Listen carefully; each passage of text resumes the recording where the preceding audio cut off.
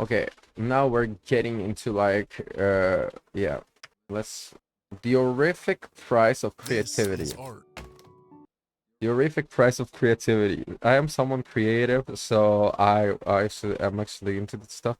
Well, I'm a content creator, you know, like so this is actually interesting to me.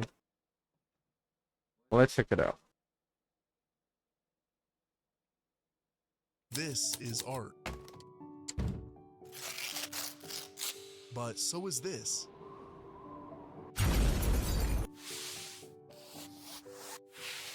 Art is a kaleidoscope of perceptions, and the lives of artists are even more multifaceted. Recently, I watched the theatrical adaptation of Look Back by manga visionary Tatsuki Fujimoto. Hailed as one of the finest anime adaptations in recent years, Look Back was nothing short of a gut-punching experience. I'll admit, my knowledge of Fujimoto's work is pretty surface level, mostly shaped by the chaos and carnage of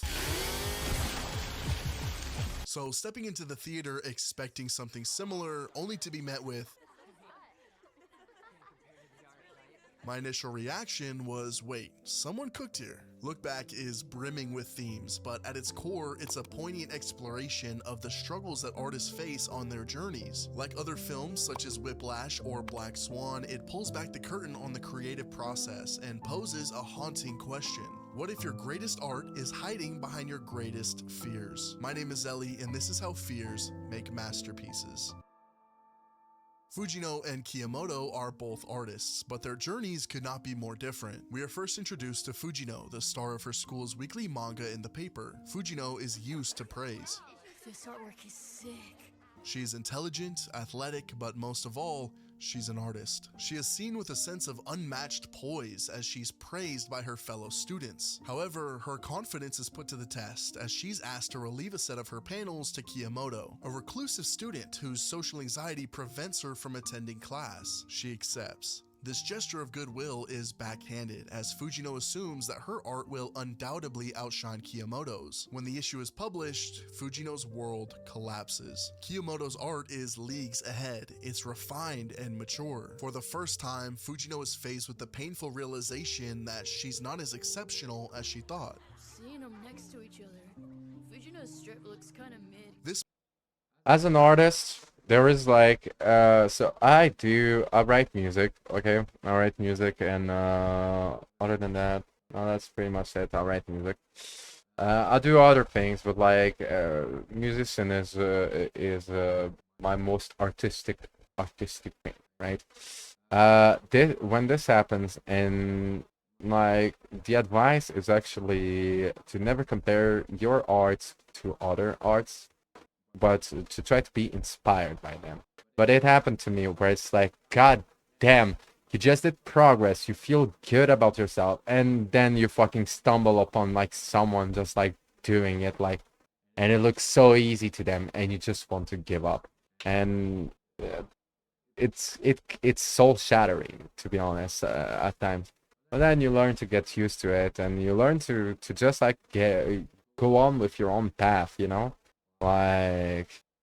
Well, yeah, it can be like if you never fucking did like art, it is sometimes it can be so shattering to fucking like see how fucking good someone else is compared to you, you know? This marks the beginning of Fujino's first arc, grappling with imposter syndrome. She begins to question everything, from her talent, her worth, even her place in the world of art. The whispers of her classmates amplify her self-doubt. The once small classroom warps into a vast exam hall filled with hundreds of voices, all in praise of Kiyomoto. Meanwhile, at the same exact time, Kiyomoto has her own struggles. Her brilliance as an artist comes at a cost. Her crippling anxiety. Unable to attend school, she pours all of her time into honing her craft. Kiyomoto remains frozen by her fear of change. Her fear traps her in a cycle of isolation, a common plight for creators afraid to take that first step out of their comfort zone. Kiyomoto's fear of what can be prevents her from ever finding out what will. What's important to remember while dissecting this film is that these characters are merely representations of their unique struggles and fears. They are two halves that come together to represent artistic struggle that resides internally as well as externally. So how do we overcome our trepidation? Let's dive deeper into how our characters conquer their fears.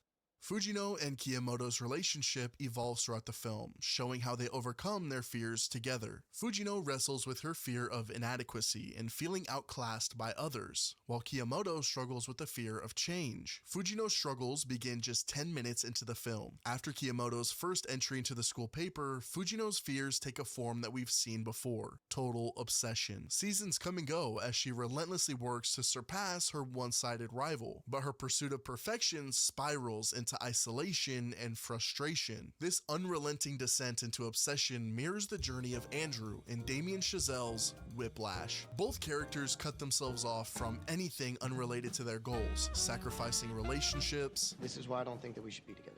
And causing those in their life to worry. Mom and Dad don't bring it up, but they're legitimately worried about you. We all are. All in a chase of an ever-elusive sense of worth. Their relentless efforts end in the same failure. Fujino fails to surpass Kiyomoto for one final time. I give up. And Andrew crashes down violently due to the immense pressure that he's under. Okay, look, why don't you just tell Fletcher that I'm coming, you motherfucker! After facing devastating failures, both characters turn away from their passions. Fujino retreats into the simplicity of childhood, ice cream, sports, and the mundane rhythm of ordinary life. Andrew, on the This in your artistic journey, this is something that like will happen, like if you're actually someone that like does art, any type of art, and if you actually like take it seriously, you know. And this is such a great moment because you notice that the chains that are holding you, well, you are the one actually holding these chains, and you go back to your life doing fucking nothing, you know, like going to your worthless, useless, adorable yourself, you know, and you rediscover all these joys without this fucking like without this damn this timer, you know, this timer, these obligations, these challenges, these objectives, and you just get to fucking enjoy life once again without the chains that you were yourself holding. But when you were like putting all your energy into your arts, into your craft, the perception was completely opposite. It felt like you were chained to this art. And this is something really interesting that like I experienced. It's like for like people who do art like this, like you can ask, you can find like a good artist and you can ask them how many times did they fucking like just gave up on their instrument or on their band, and they'll tell you a couple. And it's like everyone does it, and it's so liberating. And then you notice, like, usually if it's something that you want to come back to, you know, like for me, guitar, like and songwriting is something that I will always come back to. And I know that like for now I just like I said, I fucking tossed it out. I fucking abandoned this side of this side of my journey. I still have like my work and stuff, but it's not for me, not for me now. It's for me later. But it's an interesting take, you know, like what he says is it's actually true, and it happens to so many artists. And then it's kind of like a trial by fire, you know, where like you get to ask yourself the question, is it really for me? But only after this burnout, you know, only after you fucking like change your life to make it something around like your passion, and then give up on your passion. And at this moment you ask, this is the moment where you ask yourself, is this really for me? Is this really what I want to fucking keep doing? And this is a good test, you know. On the other hand, picks up the pieces by leaving his father's house and finding solace in the quiet grind of a coffee shop. These two once burning souls who lived and breathed their crafts now exist in complete sobriety from the very things that define them. And yet, their path to resolution mirrors each other in poignant ways. As the school year ends, Fujino is tasked with delivering Kiyomoto's diploma, marking the first step in a journey that will profoundly reshape her understanding of art and herself. When Fujino enters Kiyomoto's eerily quiet home, she's overwhelmed by the sheer dedication on display. Mountains of sketchbooks line the walls, each one a silent testament to Kiyomoto's relentless practice. Amidst the stillness, Fujino discovers an empty manga strip, a fragile spark that reignites her dormant passion. In a twist of fate, the panel slips under Kiyomoto's door, prompting an emotional chase. Fujino tries to flee, but Kiyomoto catches up to her and delivers a stunning revelation. She has always been Fujino's biggest fan. The one person Fujino believed had trampled her ambitions turned out to be her greatest supporter. This moment of clarity mirrors Andrew's arc in Whiplash, where the teacher who seemingly breaks him is also the one who pushes him towards his most transcendent performance. For both Fujino and Andrew, these pivotal revelations force them to confront the fears that have held them back: failure, inadequacy, and the vulnerability of striving for greatness. Fujino and Kiyomoto decide to collaborate on a manga contest, unknowingly jump-starting their journey to heal and grow together. Similarly, Andrew's journey culminates in a triumphant yet harrowing performance where he embraces the very thing that devastated him, allowing him to reach the heights that he so desperately desired. Fujino and Kiyomoto's partnership in the manga competition becomes the turning point. As they work tirelessly on their entry medal parade, Fujino's worries begin to fade. Together, they create something greater than either could achieve alone. Fujino learns to embrace her unique strengths as a storyteller, realizing that while her art might not rival others, her ability to create compelling worlds and characters sets her apart. She is able to shed this fear of imperfection and shortcoming through the realization that she doesn't have to be the best at everything. She doesn't have to be the sole recipient of praise or be able to triumph over every challenger. She just has to be herself and utilize her strengths and what makes her special to achieve great things without the need to vilify others as motivation. She overcomes the fear of inadequacy through the acceptance of her own shortcomings alongside a renewed confidence in her innate talents. In the end, this allowed her to become an even better artist through her charismatic leadership and boundless vision. This realization is crystallized during a poignant moment. On a bitterly cold winter night, Fujino and Kiyomoto step into a convenience store, eager to find out who won the manga competition. Flipping through the vibrant, colorful pages of the latest shonen magazine, their eyes widen with excitement as they discover the announcement. They've won the competition they poured their hearts into. The air inside the convenience store buzzes with their joy. The grand prize, a total of 300,000 yen, roughly 2,000 USD, feels like more than just money. It's a symbol of their hard work and dedication. For Fujino, this moment serves as a satisfying conclusion to her current journey, while for Kiyomoto, it marks the beginning of a new chapter filled with promise and possibility. Fujino offers to bring Kiyomoto out for a day in the city. They eat crepes, watch a movie, go to the bookstore, and at the end of it, share a train ride back to their town. One of the best aspects of art is its ability to bring people together. All throughout the film, there's a visual motif of the two characters holding hands to signify their attachment towards each other. We first see this during the day trip in the city, Kiyomoto's assumedly first time out with friends ever. Through their art, Kiyomoto has now made a lifelong friend, someone who complements her weaknesses with strengths of her own. Their friendship allows Kiyomoto to break out of her shell. She follows Fujino into the world, learning how to draw beaches from feeling the waves at her feet and mastering perspective by witnessing the scale of the Tokyo Tower. She is able to apply all of her experiences into her artwork, experiences that would have never come to fruition without Fujino to lead her there. More specifically, we see Kiyomoto grow and flourish out of her timid, repressed state of being. She is ready to begin her own life, facing her own challenges and fighting her own battles. But in order to chase this new aspiration, she must overcome one final fear. Fujino's new series Shark Kick becomes serialized and Kiyomoto drops the bomb. She cannot help her. She can't assist in Fujino's dreams because she has her own to pursue and fulfill. Kiyomoto must confront Fujino about her desire to go to art school. I want to go to an art college.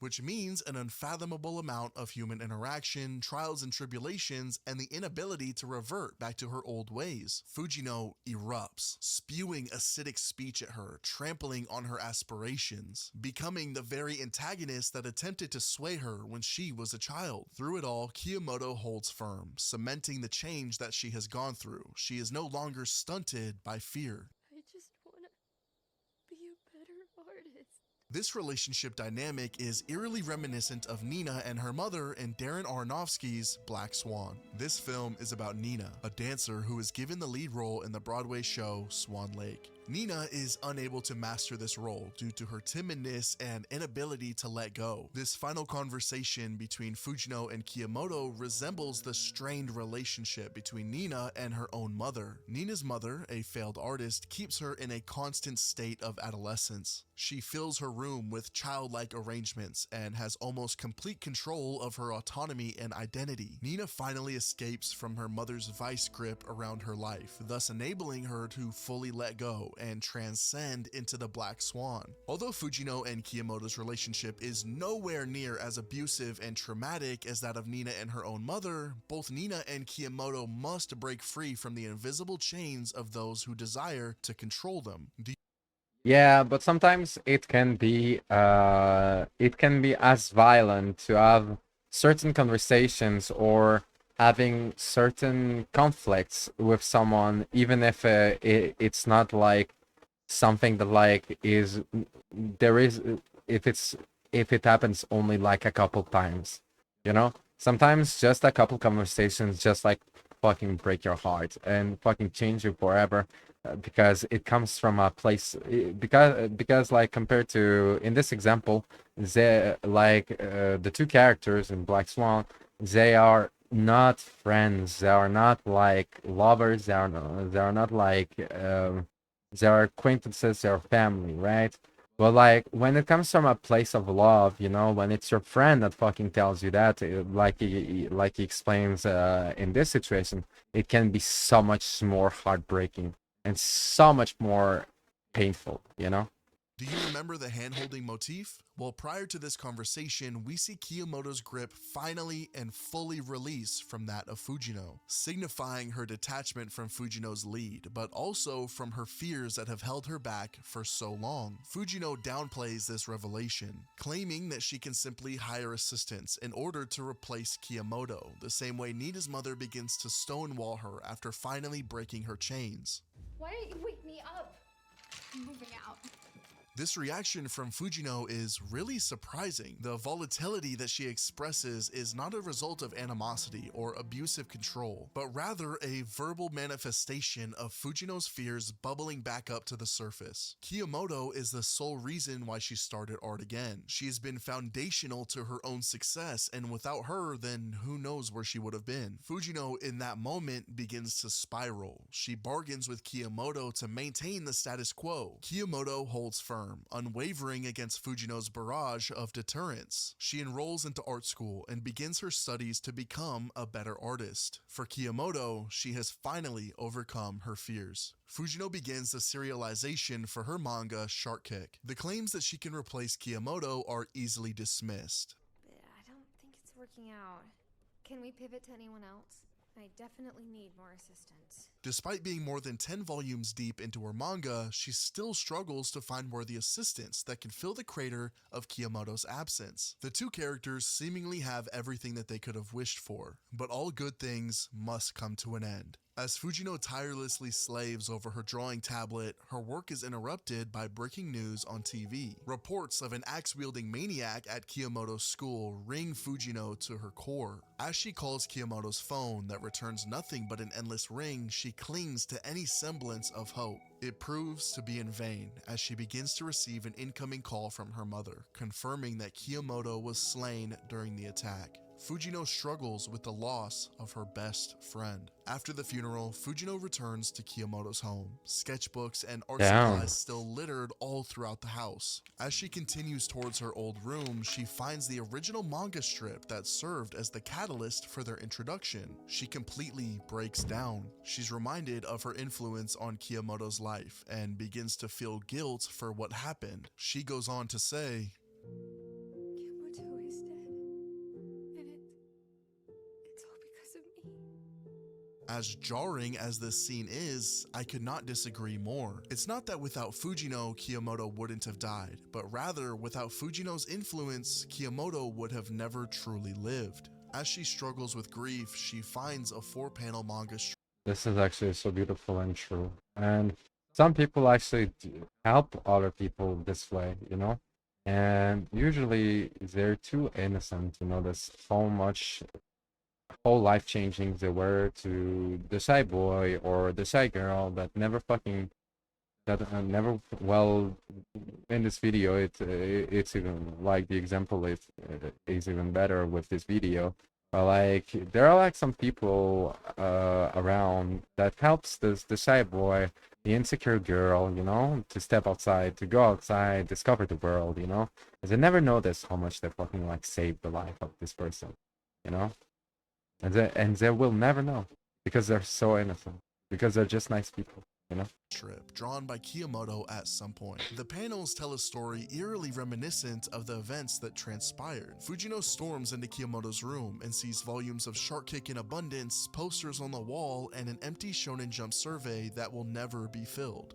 Fujino turns around and sees the very coat that she signed when they first met is still hung up on the door, a testament to how much Kiyomoto truly admired her best friend.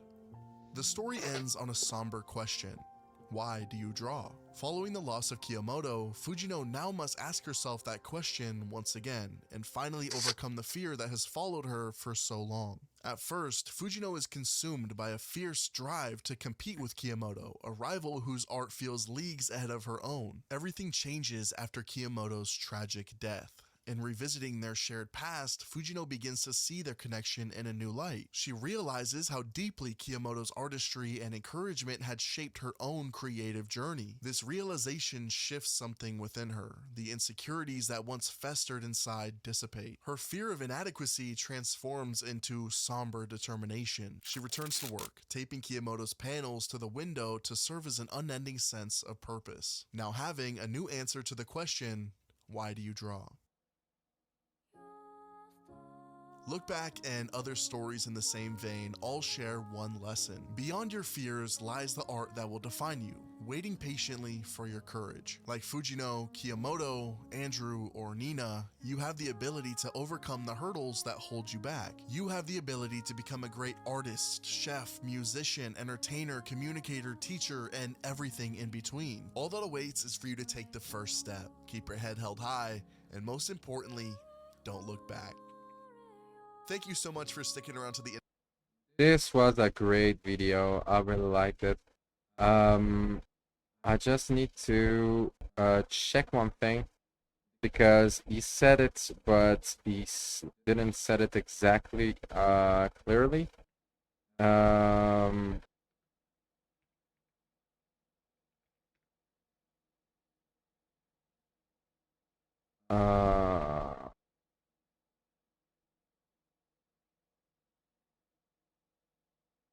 Yeah.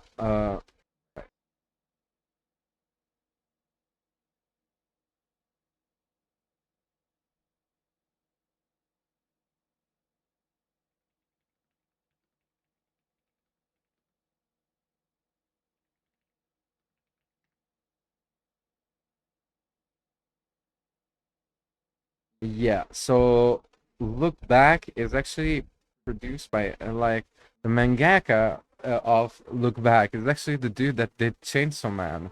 So yeah, it's just as an information.